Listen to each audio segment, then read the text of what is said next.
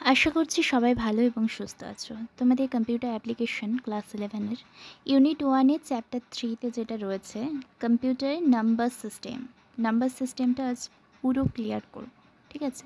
পরবর্তীতে কিন্তু এর উপর বেশ করে বিভিন্ন অঙ্কগুলো ক্লিয়ার হবে। আজকের ক্লাসটা তোমরা থিওরি ক্লাসও বলতে পারো। নাম্বার সিস্টেমের যে বেসিক কনসেপ্ট, যেটা জানা অতি আবশ্যক, সেই বিষয়ে জানবো। তারপরে এর উপর বেশ করে তবে আজ কিন্তু আমরা একটা অঙ্ক করব না, জাস্ট দেখব। পরবর্তী ভিডিওতে কিন্তু আমরা সমস্ত অঙ্কগুলো খুব সহজেই শিখব, কেমন? তো দেখো, number system. First question, number system কাকে বলে? What is number system? Number system হলো একগুচ্ছ সংখ্যা বা চিহ্নের পদ্ধতি যেগুলো আমাদের গণনার কাজে সাহায্য করে। নাম্বার সিস্টেমের প্রকারভেদ যদি বলা হয়, classification of number system, number সিস্টেমকে কিন্তু দুটি ভাগে ভাগ করা যায়। কি কি? Positional number system and non positional number system. তাহলে পজিশনাল নাম্বার সিস্টেম কাকে বলবো? পজিশনাল নাম্বার সিস্টেম মিন্স যে নাম্বার সিস্টেমের অঙ্কগুলো অবস্থান পরিবর্তন করলে সংখ্যাটির মানের পরিবর্তন ঘটে। পজিশনাল মানে কোনো একটা সংখ্যা ধরবো, কোনো একটা সংখ্যা, যে কোনো সংখ্যা ধরলাম, এখানে 1 2 3, এটা একটা সংখ্যা। এখানে যে নাম্বারগুলো যদি তার অবস্থানটিকে পরিবর্তন করে, তাহলে এই সংখ্যাটির পুরো মানটার পরিবর্তন ঘটবে। যদি সংখ্যাটা একটা পরিবর্তন করি, ধরি 1 3 2 লিখলাম, 3টা মাঝে আনলাম, তাহলে হয়ে গেল আমাদের 132, আর আগে ছিল 123। 123 থেকে একটা নাম্বার চেঞ্জ করলাম, সেজন্য হয়ে গেল 132। সো এখানে কিন্তু সংখ্যাটার মানের পরিবর্তন হচ্ছে। সো সেই জন্য এটা হচ্ছে পজিশনাল নাম্বার সিস্টেম। এখানে যেমন এক্সাম্পলে দেওয়া আছে 524। 524, এখানে এই যে 4 সংখ্যাটাকে আমি আগে আনলাম, আগে আনার জন্য হয়ে গেল 400। 4 সংখ্যাটা আগে আনলাম আর 5টাকে পেছনে নিয়ে গেলাম। ওকে, 4টাকে আগে আনলাম আর 5টাকে পেছনে নিয়ে গেলাম, সেজন্য 524 ছিল সংখ্যাটা। যেই পরিবর্তন করে দিলাম সংখ্যার অবস্থান পরিবর্তন করতে কিন্তু সংখ্যাটার মানটাও পরিবর্তন হয়ে গেল। কত হলো? 425। সুতরাং এটা হচ্ছে পজিশনাল নাম্বার সিস্টেম। আর নন পজিশনাল মানে কি? নন পজিশনাল মানে হলো যে সংখ্যার অবস্থানটা যদি পরিবর্তন করি, তাহলে কিন্তু মানের কোনো রকম কোনো পরিবর্তন হবে না। আগেরটাতে মানের পরিবর্তন, সংখ্যার অবস্থান পরিবর্তন করলে মানেরও পরিবর্তন হচ্ছিল, বাট নন পজিশনাল নাম্বার সিস্টেমে সংখ্যার অবস্থান পরিবর্তন করলে কিন্তু মানের কোনো রকম কোনো পরিবর্তন হবে না। এটাই হচ্ছে নন পজিশনাল নাম্বার সিস্টেম।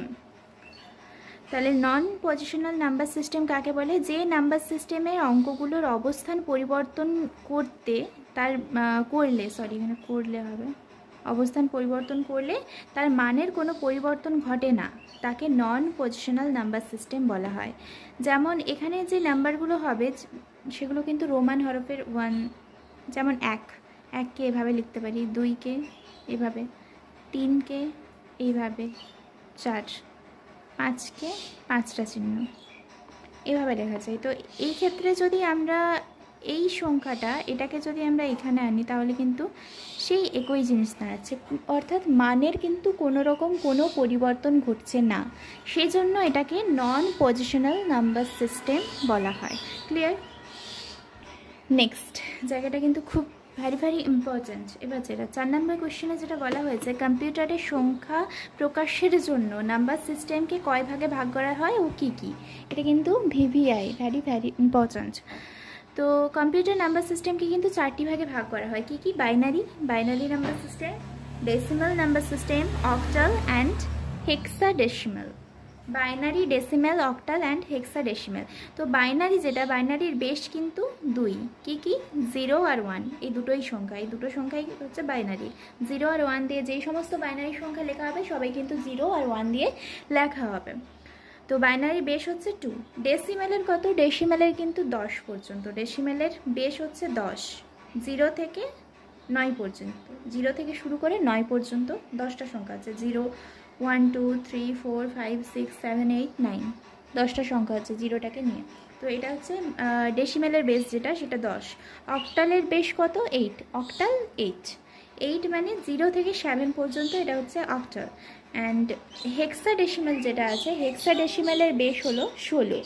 কি কি 0 থেকে 9 পর্যন্ত, ঠিক আছে, 0 থেকে 9 পর্যন্ত হলে কটা সংখ্যা হচ্ছে? 0 থেকে 9 পর্যন্ত হলে 10টা সংখ্যা হচ্ছে। এরপরে যেই 16টা বলেছে, মানে এরপরে এ বি সি ডি এইভাবে কিন্তু এফ পর্যন্ত, তারপর 16 হয়ে যাচ্ছে। মানে 0 থেকে 9 পর্যন্ত হয়ে গেল আমাদের 10, আর বাকি যে এ মিনস 11, বি মানে 12, সি মানে 13, ডি মানে 14, ই মানে 15, এফ মানে 16। 16টা সংখ্যা হয়ে যাচ্ছে, মানে 16 বেশ, ঠিক আছে, বেশটা কমপ্লিট। অর্থাৎ এই যে হেক্সাডেসিমেলের ক্ষেত্রে কোথাও যদি আমরা 11 অঙ্ক করার ক্ষেত্রে যদি 11 আসে, তখন 11-র পরিবর্তে কিন্তু আমাদেরকে এ লিখতে হবে।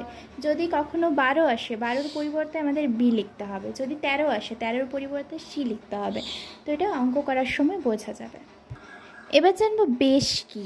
এই যে বাইনারি বেস 2, ডেসিমেলের বেস 10, অক্টালের বেস 8, হেক্সাডেসিমেলের বেস 16, যেটা 16, এগুলো পড়লাম। তো বেশ জিনিসটা কি? বেশ আসলে যে নাম্বার সিস্টেমে যতগুলো সংখ্যা থাকে তাকে সেই নাম্বার সিস্টেমের বেশ বলে। মানে কোনো একটা নাম্বার সিস্টেমে যতগুলো সংখ্যা থাকবে সেটাই হচ্ছে তার বেশ। ক্লিয়ার? নেক্সট, বিটকে। বাইনারি নাম্বার সিস্টেমে শুধুমাত্র 0 এবং 1 ব্যবহৃত হয়। এই 0 এবং 1কে বিআইটি বলা হয়ে থাকে, ঠিক আছে। 0 আর 1 বাইনারি যে কোনো অঙ্ক করতে চায় না কেন, 0 আর 1 দিয়েই অঙ্কগুলো হবে। যে কোনো কিছু যদি বাইনারিতে লিখতেও চাই, তাও কিন্তু 0 আর 1 দিয়েই স্টার্ট হবে। অন্য কোনো সংখ্যা কিন্তু এখানে ইউজ হয় না, 0 অ্যান্ড 1, এটাই। তো এটাই হচ্ছে বিআইটি।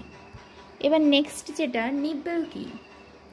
4টি বিটকে একসাথে নিব্বেল বলে। 4টি বিট মানে হতে পারে 0 আর 1, এই সংখ্যাগুলোকে বিট বলে। 4টি বিট মানে ধরলাম এরকম প্রথমে 0 লিখলাম, তারপরে 1, আবার 0, আবার 1। তাছাড়া এটা একটা নিব্বেল হয়ে গেল। 4টি বিট মানে এক একটা বিট, এটা তো প্রত্যেকটা এক একটা বিট। তো 4টা বিটকে একসাথে কিন্তু নিব্বেল বলে। এটা হয়ে গেল আমার নিব্বেল। তাছাড়া যদি 1 1 1 1 এভাবেও লিখি, তাহলে এটাও হচ্ছে আমার নিব্বেল। ওকে, তো বিট দেখলাম। বিট মানে হচ্ছে যে প্রত্যেকটা এক একটা সংখ্যা কিন্তু বিট, আর 4টাকে যখন একসাথে ধরবো সেটা কিন্তু হয়ে যাচ্ছে আমার নিব্বেল। এবার বাইট কি।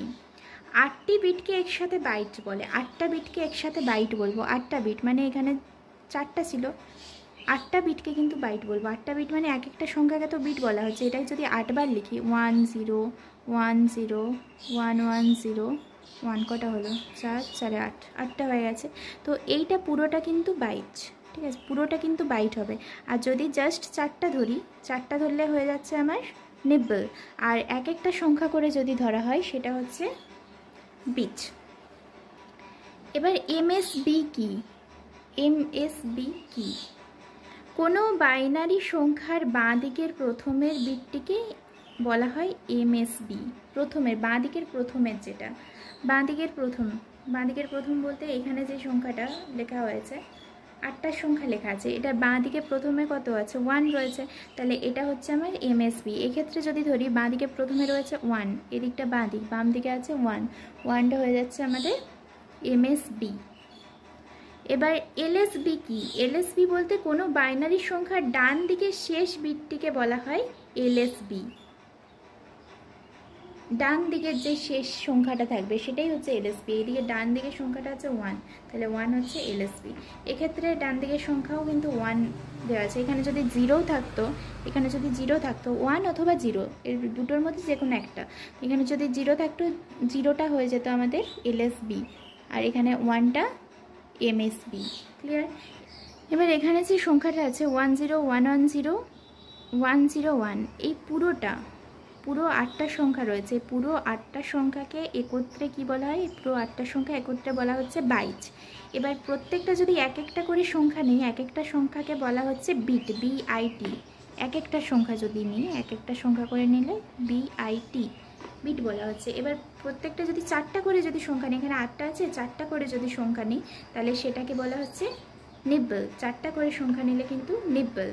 অ্যান্ড ডান দিকে যেটা ডান দিকে যে সংখ্যাটা আছে সেটা হচ্ছে এলএসবি, আর প্রথমে যেটা বাম দিকে যে সংখ্যাটা থাকবে সেটা হচ্ছে এমএসবি। সো আজকে এই পর্যন্ত। Thank you for watching my video.